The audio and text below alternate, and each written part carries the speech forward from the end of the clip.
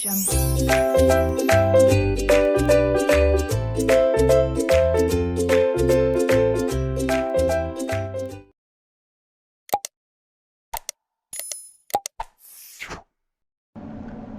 Everyone. तो ये interview start करने से पहले एक छोटा सा update about Unacademy. Unacademy एक इंडियाज़ ऑनलाइन लर्निंग ऐप है जहाँ पर आप N T A U G C NET अपना 11th 12th सी ए के एग्जामिनेशंस, आपके competitive examination, U P S C examinations और बहुत सारे एग्जामिनेशन की प्रिपरेशन कर सकते हैं घर बैठे।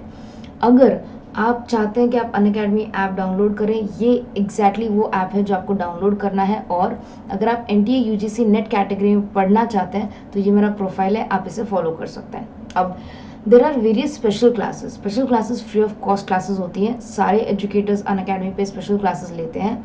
आप स्पेशल क्लासेस देख सकते हैं without paying even 1 rupee, and आपको नॉलेज मिल सकता है कि हम किस तरह पढ़ाते हैं। और स्पेशल क्लासेस से भी आप काफ़ी कुछ कवर कर सकते हैं, M C Qs, P Y Qs और कुछ डिटेल टॉपिक्स भी।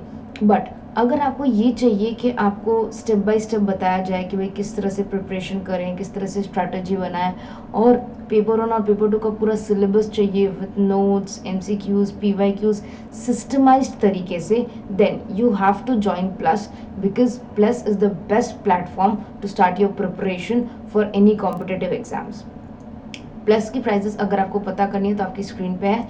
फर्स्ट वाली प्राइजेस बिफोर डिस्काउंट पे है और सेकंड वाली प्राइजेस आफ्टर डिस्काउंट पे है। अगर आप Aditi live, that is ADITILIVE, सब कुछ कैप्स में लिख के वो कोड डालेंगे तो आपको 10% डिस्काउंट मिलेगा आपके अनअकैडमी सब्सक्रिप्शन पे।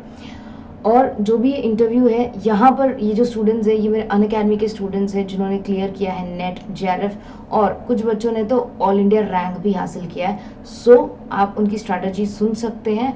लास्ट तक ये वीडियो देखें ताकि अंडरस्टैंड करें कि एक बच्चा किस तरह प्रिपरेशन करता है ताकि वो JRF नेट कर सके।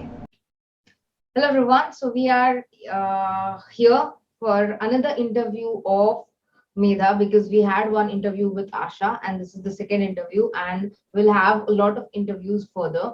So today what we are going to discuss is the same thing what we have discussed with Asha.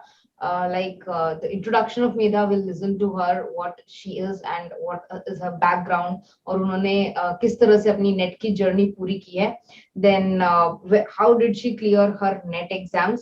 अब एक और इम्पोर्टेंट बात है मेधा, जो आजकल बच्चों को बहुत ज्यादा मतलब सता रही है, परेशान कर रही है, इज एक्सपर्ट्स को भी अभी अलाउड है to become an assistant professor. Okay, so काफी लोग बोल रहे हैं कि मैम अब हम नेट छोड़ दें, क्या करें, कोई जरूरत ही नहीं करने की।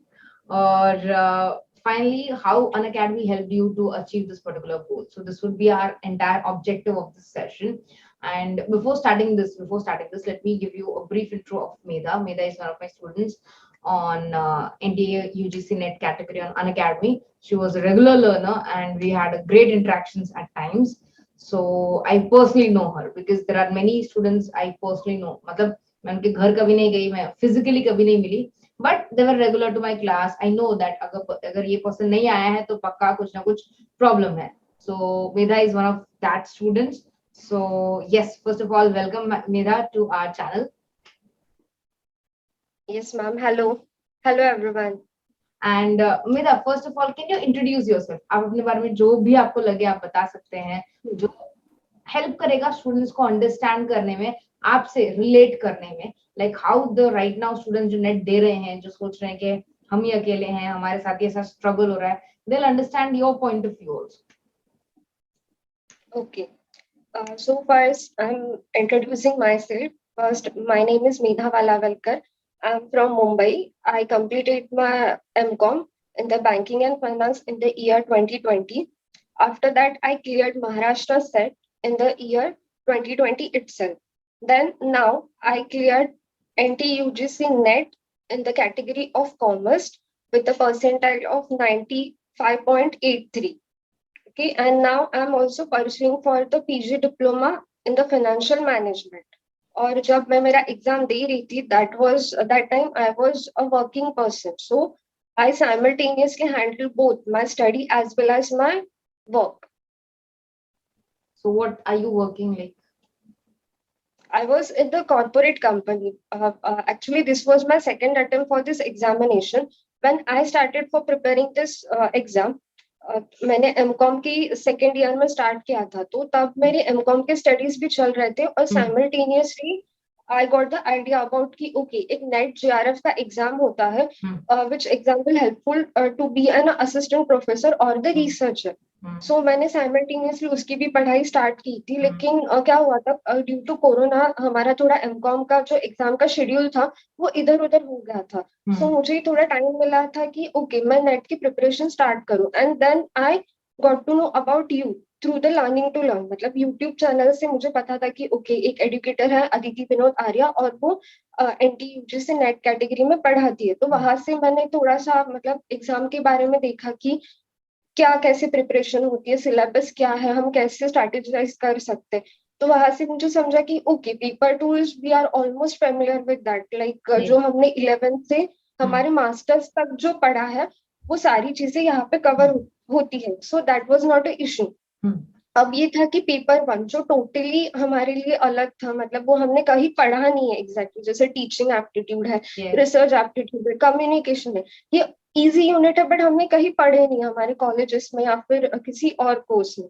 सो वो पढ़ना एक नई बात थी. सो वहां से मुझे समझा कि एक अनअकैडमी प्लेटफॉर्म है, वहां से अच्छी प्रिपरेशन हम कर सकते हैं. मतलब वहां पे हमें खुद के कुछ एफर्ट्स नहीं देने, all the resources are available over there. Means free classes, if you are taking the subscription, then concise and detailed courses for each and every unit. So वहां से मैंने स्टार्ट किया था और मैंने सब्सक्रिप्शन भी लिया था 1 year का. कैसे था कि तब एग्जाम डिले हो रहा था, पता नहीं था कि एग्जाम विद इन 6 months होगा, 4 months होगा, और ऑलमोस्ट और अभी कैसे था कि ये एग्जाम ऑलमोस्ट 1 year के बाद हुआ. मैंने 1 year का सब्सक्रिप्शन लिया था और मैंने आपसे ही कंसल्ट किया था कि मैम कितने टाइम का लेना चाहिए सब्सक्रिप्शन ऐसे. और विद योर क्लासेस मतलब मैंने एक्चुअली एक्सप्लोर किया था अनअकैडमी में अच्छे से, क्योंकि कॉमर्स के लिए बहुत सारे एजुकेटर्स थे तब. तो मैं ये सजेस्ट करूंगी स्टूडेंट्स को कि अगर तुम ऐसे किसी प्लेटफॉर्म पर जाते हो तो किसी भी एडुकेटर की ना एक एक क्लासेस ले लो. तो वहां से क्या होगा कि तुम्हें समझे कि ठीक है मेरी वेवलेंथ किस टीचर से मैच हो रही है, कि यहाँ पे मेरे डाउट सॉल्व हो सकते हैं, यहाँ पे मैं कंफर्टेबल हूँ. तो वहां से तुम ले सकते हो, मतलब किसी भी एक एडुकेटर को पिकअप कर लेना और वहां से तुम्हारी प्रिपरेशन स्टार्ट कर, ऐसे है. So I found you and I started my preparation from there, और मेरे पेपर वन के सारे बेसिक्स मैंने आपसे ही क्लियर किए थे. That's so sweet. Okay. My next question. आजकल like there is a one general question, सारे बच्चों का ही क्वेश्चन होता है कि नेट जेआरएफ क्रैक करना बहुत मुश्किल है या इजी है या कैसा है? ओके एक्चुअली ऐसा नहीं है, नेट जेआरएफ क्रैक करना इतना मुश्किल नहीं है. ये कैसे, जब तक हम एग्जाम नहीं देते, जब तक हम प्रिपरेशन स्टार्ट नहीं करते तो हम कुछ नहीं बोल सकते. सिर्फ हम सुनते हैं लोगों से कि ये एग्जाम डिफिकल्ट है, तो ऐसा नहीं है. See we are in this position कि यहाँ पे हमारे कॉम्पिटिटर्स बहुत सारे लोग हैं, just like educators like you है, हमसे छोटे बच्चे जिन्होंने अब जस्ट कॉलेज स्टार्ट किया, स्टिल वो प्रिपरेशन कर रहे हैं, कुछ ऐसे प्रोफेशनल बैकग्राउंड से भी लोग हैं. तो हमारी कॉम्पिटिशन उन सबके साथ है, but all we have to do is that strategize yourself. मतलब कैसे पढ़ना है. For example if you are starting your preparation, दोनों पेपर में 10 यूनिट्स होते हैं. If you are complete with all 20 units, पूरा सिलेबस तुमने कवर कर लिया, तो यहाँ पे हमें रट्टे नहीं मारने, यहाँ पे हमें कंसेप्चुअल क्लैरिटी चाहिए. तब हमें क्या करना है कि प्रीवियस ईयर क्वेश्चंस का एनालिसिस करना है. Previous year questions will give you the reality, how the question comes in examination, how we should tackle it. So it is not a difficult, because we have seen the many peoples, there are some working women's, working employees भी है जो already assistant professor है, PhD कर रहे हैं, या फिर कुछ लोग ऐसे हैं जो डिफरेंट बैकग्राउंड से, like one of my friend of Unacademy, he is in the police department, but still he is preparing for the examination. और some persons जो कुछ स्टूडेंट्स है वो हाउस वाइफ है, उनके बच्चे हैं, उनके साथ भी वो पढ़ रहे हैं. सो what I need to tell you is that ki we all get a one opportunity to crack this examination and study for this examination. So हमें ये reason नहीं देना चाहिए कि एग्जाम डिफिकल्ट है, हम कर नहीं सकते. अगर हमारा टारगेट है कि हमें अचीव करना है, so we have to give our 100%. Yes. That is correct. One more thing, like this is a unique thing जो मुझे लगा कि मुझे पूछना चाहिए. Is there a life changing after NET? के कई लोगों को ऐसा लगता है कि भाई नेट खत्म तो बस फिर वो ऐशी ऐसे, लाइक 10th क्लास वाली जो हमारे पेरेंट्स बोलते थे, बेटा 10वीं कर ले फिर ऐसे ऐसे. So just give a reality check to all those people कि भाई क्या नेट क्लियर कर लेना या जेआरएफ क्लियर कर लेना इज एवरीथिंग? एक्चुअली ऐसे नहीं है, देखो, जो लोग एफर्ट्स लेते हैं उनको पता है कि एक एग्जामिनेशन क्रैक करने का सेटिस्फेक्शन क्या होता है, and it's a national level testing agency. Come on भी हम ऐसे नहीं बोल सकते कि अरे जस्ट नेट क्रैक कर लिया अब तो कुछ नहीं. ऐसा नहीं, जब तक तुम उस लेवल तक नहीं पहुंचोगे ना, ये ऐसे ही लगता है कि अरे ये क्या होगा. ठीक है, मतलब आफ्टर क्लियरिंग नेट और JRF we have certain difficulties in the future, but तुम्हारे पास एक सेटिस्फेक्शन है, यस मैंने इतने मेरे एफर्ट्स किए थे, मैंने इतना हार्ड वर्क किया था, अब मुझे उसका आउटकम मिल रहा है. And if you are telling about the JRF, come on, we are getting a 40K per month. सो वो ऐसे ही बैठे बैठाए नहीं मिलते, और that is not the useless, it is a small milestone of your big journey. So कभी ऐसे मत करना कि ठीक है नेट क्लियर क्लियर हो गया, जेआरएफ क्लियर हो गया, अभी क्या ऐसे ही है. नहीं, हर एक एग्जाम की वैल्यू होती है, और अगर हर एक एग्जाम की वैल्यू है इसीलिए तो 6% कट ऑफ बनता है. देर आर सम पीपल्स जिनका 0.2 0.5, इवन मेरा भी 1.7% से जेआरएफ रह गया था. तो जो एग्जाम देते हैं उन्हें पता है कि इस एग्जाम का इम्पोर्टेंस क्या है क्या और है? क्यों इतना लोग यहाँ पे भागते हैं. So it has its own importance. So that is to be you can say all respected, और उसे हमें समझना भी चाहिए कि हाँ, but at the same time ये नहीं है कि भाई नेट कर लिया तो सब कुछ है. There is a long way ahead because आगे हमें यस पीएचडी यस भी करनी है. Exactly, long way ahead. Yes. Did you apply for PhD, Medha? No, actually, I cleared for the Mumbai University PET examination, जो entrance exam होती है PhD के लिए. हाँ. So right now I'm focusing again on my studies because मुझे GRF clear करना है, and at the same time I'm searching the resources and searching my interest level where I can feel okay, this can be my topic and where I can do the PhD. And simultaneously both the things are going on. Let's how it will works. अगर मुझे कुछ अच्छी opportunity मिलते तो I will surely go for that. Okay. So actually I thought अगर आपने पीएचडी के लिए अप्लाई किया हो then I would ask like किस टाइप के क्वेश्चंस पूछे जाते हैं, सो दैट थोड़ा स्टूडेंट्स को भी आइडिया मिल जाए. सो Yes. Did you face an interview of PhD till now? No, right now I didn't face any interview, but मतलब जितने मेरे फ्रेंड्स हैं और जिन्होंने इंटरव्यूज दिया है वहां पे I can suggest one thing that कि हमें जो रिसर्च एप्टीट्यूड है, रिसर्च मेथोडोलॉजी है, वो हमें अच्छे से पढ़ना है और हमें उसका पूरा नॉलेज होना चाहिए. Then next thing is that हम हमारा जो पेपर 2 है, लाइक मैं कॉमर्स से हूँ, अगर और भी कोई पेपर 2 हो, and important thing is that कि जो भी हम रिसर्च टॉपिक सिलेक्ट करते हैं तो उसका हमें थरो नॉलेज होना चाहिए. होना चाहिए. बिकॉज वहां पे जाके यस जब हम इंटरव्यू में जाएंगे तो वो हमारे प्रैक्टिकल नॉलेज नहीं देखेंगे, कितने कंसेप्ट आते हैं या कितने कंसेप्ट तुम प्रिपेयर कर रहे हो, ये नहीं देखेंगे. वो देखेंगे कि तुम्हारा एक्चुअल इंटरेस्ट है इस टॉपिक में, तुम सच में तुम 5 years देना चाहते हो, डेडिकेटेडली तुम करना चाहते हो ये पीएचडी इस टॉपिक में, ये देखना.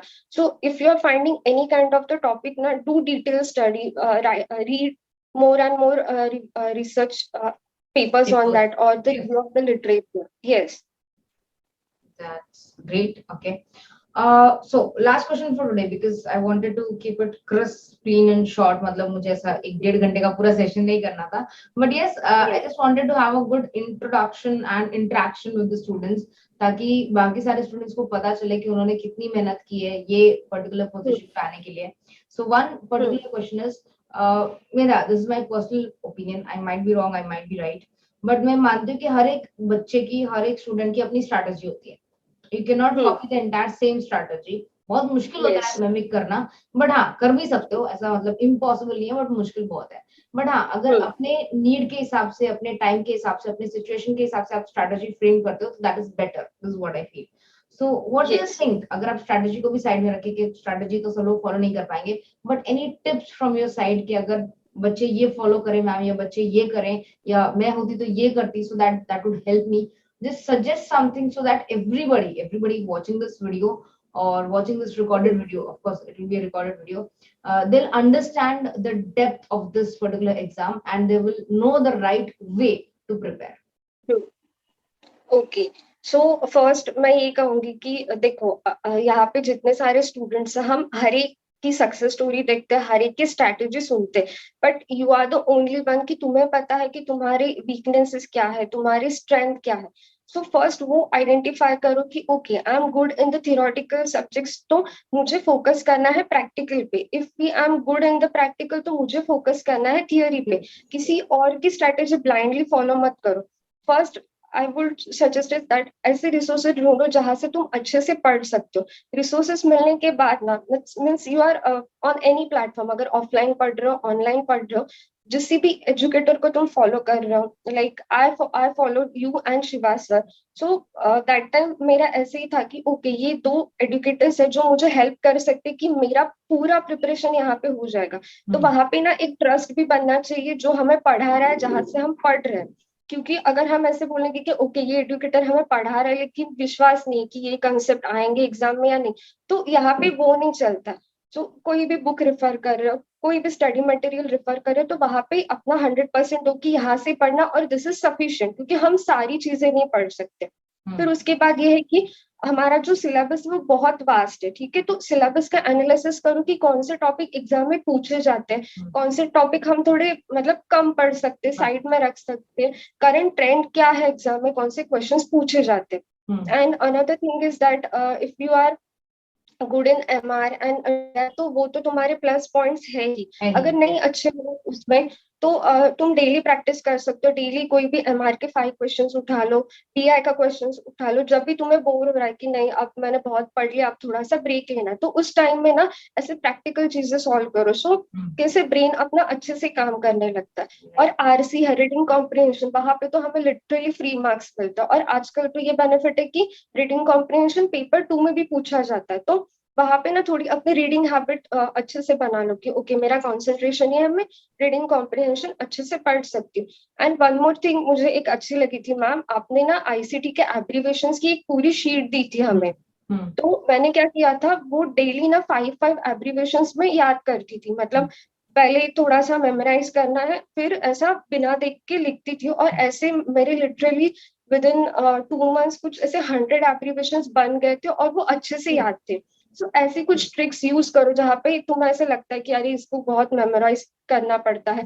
सेम ऐसा है कि बैंकिंग के लिए, जैसे बैंकिंग में बहुत सारी कमिटीज है, ईयर्स है, इवन हायर एजुकेशन में भी ऐसा सेम थिंग है. तो वहां पे भी तुम ऐसे यूज कर सकते हो. जैसे आपने बोला था कि अरे मेरे भैया की बर्थ ईयर ये है, या फिर मेरी बर्थ ईयर ये है, तो उसके अकॉर्डिंग टू हमारे रिलेशंस में किसकी बर्थ डेट होगी, वैसे हम वो रिमेम्बर कर सकते हैं. Yes yes exactly. तो ये हमारी प्रिपरेशन है. और मैं एक सजेस्ट करूंगी, जो भी 20 यूनिट्स है ना उनको एक ही बार डिटेल में पढ़ो, अच्छे से पढ़ो, कुछ भी मत छोड़ना कि ओके ये टॉपिक बाद में कर लूंगी. नहीं, एक बार अच्छे से पढ़ लिया तो बाद में जो होगा ना वो सिर्फ रिविजन होगी. और रिविजन के लिए कुछ ऐसा नहीं कि only I be doing it 1 twice thrice, ऐसे नहीं. जब भी तुम्हें लगता है रिवाइज करना ही है एग्जाम तक, उसके बाद कोई भी टॉपिक कंप्लीट कर लिया, लेट्स से अगर टीचिंग एप्टीट्यूड मैंने पूरा कंप्लीट कर लिया है, तो उसके बाद मुझे क्या करना है कि मल्टीपल एमसीक्यू सॉल्व करना है. क्योंकि थियोरेटिकल नॉलेज बहुत होता है लेकिन कंसेप्ट क्लैरिटी एमसीक्यू से आती है. एमसीक्यू सॉल्व करने के बाद थोड़ा कॉन्फिडेंस आता है, ओके मैंने जो पढ़ा है वो मुझे अच्छे से आ रहा है. ये कॉन्फिडेंस आने के बाद तुम प्रीवियस ईयर क्वेश्चन के यहाँ पे जाओ. And previous year questions are more important, because क्या होता है प्रीवियस ईयर क्वेश्चंस नहीं सॉल्व करोगे ना, तो मैं ऐसे बोलती हूँ कि अगर तुम 100% पढ़ भी लो ना, फिर भी तुम्हारी गारंटी नहीं है कि तुम्हारा नेट भी निकल जाए. जीआरएफ तो बहुत ही दूर की बात है. सो प्रीवियस ईयर क्वेश्चंस पे फोकस करना. और क्वेश्चन सॉल्व करने का भी एक ऐसा तरीका रखना है कि ओके 1 क्वेश्चन इज गिवन और उसमें अगर 4 ऑप्शंस है, तो सिर्फ ये मत देखना कि मेरा क्वेश्चन राइट हो गया, ये ऑप्शन आंसर है. नहीं, अनदर जो 3 ऑप्शंस है उनको भी अच्छे से देखना कि ओके ये ऑप्शन हमें क्या दिखा रहा है, क्या पढ़ा रहा है, ऐसे.